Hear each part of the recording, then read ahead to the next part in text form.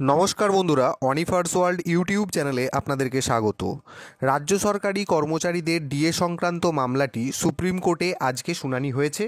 সে বিষয়ে সমস্ত রাজ্য সরকারি কর্মচারীগণ নিশ্চয়ই জানেন এবং এই শুনানিতে কি কি আপডেটগুলো উঠে এসেছে বা বিচারপতিদ্বয়ের বক্তব্য এবং মন্তব্য কী ছিল সে সম্পর্কে নিশ্চয়ই সকলে জেনে গেছেন। কিন্তু এই ভিডিওতে যেটা আমি আলোচনা করতে চলেছি, বিচারপতিদ্বয় একটা মন্তব্য করেছিলেন যেটা আপনারা সকলেই জানেন, যে বকেয়া ডিএর 25% মিটিয়ে দিতে হবে। আগের দিন যেদিন শুনানি হয়েছিল সেদিন বলা হয়েছিল অন্ততপক্ষে 50% রিলিজ করার, কিন্তু আজকে রাজ্য সরকারের যিনি আইনজীবী অভিষেক মনু সিংভি এবং তার সাথে বিচারপতি দ্বয়ের যে বার্গেনিং, এক কথায় বার্গেনিংই বলা যায়, সেই 50% রিলিজটা কমিয়ে 25% মিটিয়ে দেওয়ার কথা বলা হয়েছে। এখন এই 25%-এর যে ক্যালকুলেশন, সেটা যতক্ষণ না জাজমেন্ট কপি আসছে সেটা ছাড়া কিন্তু প্রপার এক্সপ্লেনেশন পাওয়া যায় না। এবার যে জিনিসটা ঘটছে, বিচারপতি এটাও বলেন যে আগামী আগস্ট মাসে কিন্তু মামলাটির আবার বিস্তারিত হিয়ারিং হবে। সেখানে ডিএ লিগালি ইনফোর্সেবল নাকি ফান্ডামেন্টাল রাইট, সেই নিয়ে কিন্তু নিখুঁতভাবে বিশ্লেষণ করা হবে।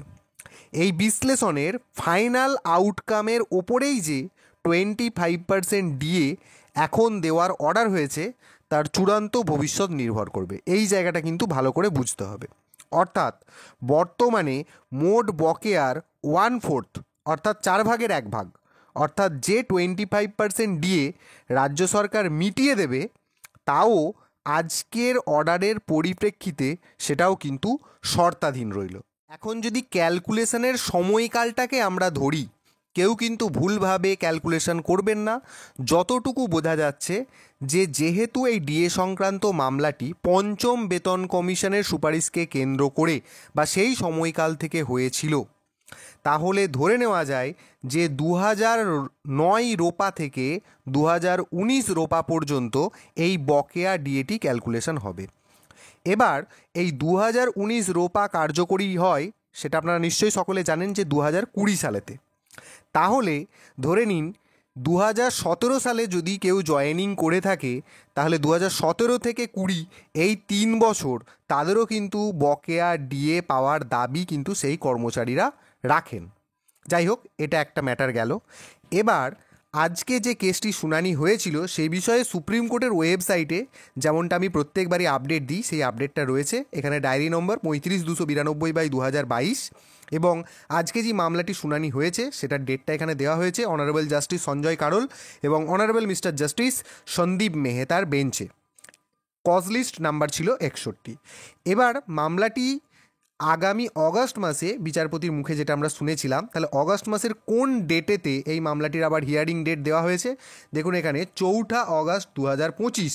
এবং সবচেয়ে গুরুত্বপূর্ণ বিষয় যেটা, আবারও টপ অফ দ্য বোর্ড এই আকারে কিন্তু মামলাটিকে শুনানির দিন ধার্য করা হয়েছে। তাহলে আগামী অগস্ট মাসের 4 তারিখ টপ অফ দ্য বোর্ড এই রাজ্য সরকারি কর্মচারীদের ডিএ সংক্রান্ত মামলাটি কিন্তু আবারও শুনানি হতে চলেছে। সেদিন কিন্তু যে জিনিসটার বিষয়ে বিশেষভাবে আলোচনা হবে যে এই ডিএ, এটা কি ফান্ডামেন্টাল রাইট নাকি কনস্টিটিউশনাল রাইট নাকি লিগালি ইনফোর্সেবল। এবং আশা করছি আজকে সন্ধ্যার মধ্যেই নিশ্চয়ই আজকের যে শুনানি হয়েছে তার বিস্তারিত ব্যাপারটা সেটা জাজমেন্ট কপি আকারে পাওয়া যাবে। তো সেই জাজমেন্ট কপি হাতে এলেই কিন্তু সেটা নিয়ে আমি বিশ্লেষণ করার চেষ্টা করব।